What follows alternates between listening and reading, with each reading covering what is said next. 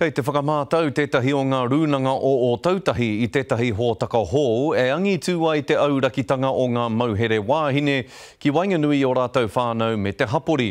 Hei tā Irena Smith, kei te whakahaere hoki te rūnanga o ngā mātā waka, I etahi hōtaka kia kore ai ngā rangatahi Māori e uru ki te kino, ki te kōti, ki te hinaki.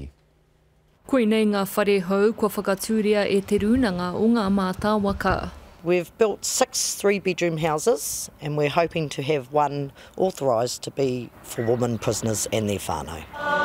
Kei te mahitahi ke ngā kaimahi whānau ora te rūnanga me ngā wāhine I roto I te whare here.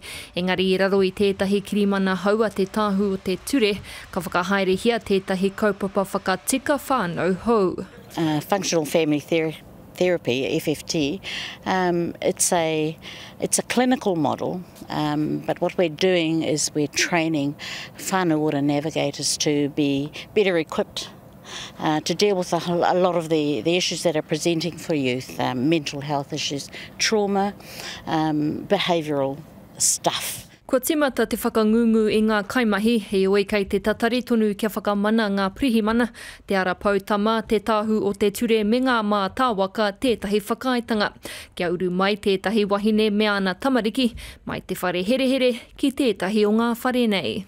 Ki te whakamana I te kaupapa ka noho hei tuatahitanga mō Aotearoa o tira mō tētahi marae ki te whakaako I ana kaimahi me pēhia te mahitahi me te whakatika I ngā whānau I te wā ka tai mai te mauhere me ana tamariki ki te noho ki wainga I tēnei hapori. To help prevent intergenerational behaviour that exposes young people to the criminal justice system and helping the women themselves to prevent them from reoffending.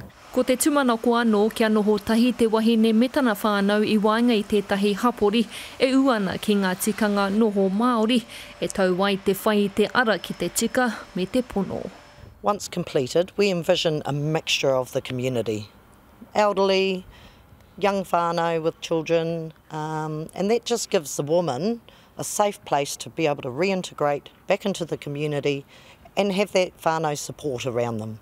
Ka oti ngā wharea te mutunga o tēnei tau, kia timata I te whakamātautau I te kaupapa whakatika a te tauhou. Irena Smith, Te Karere.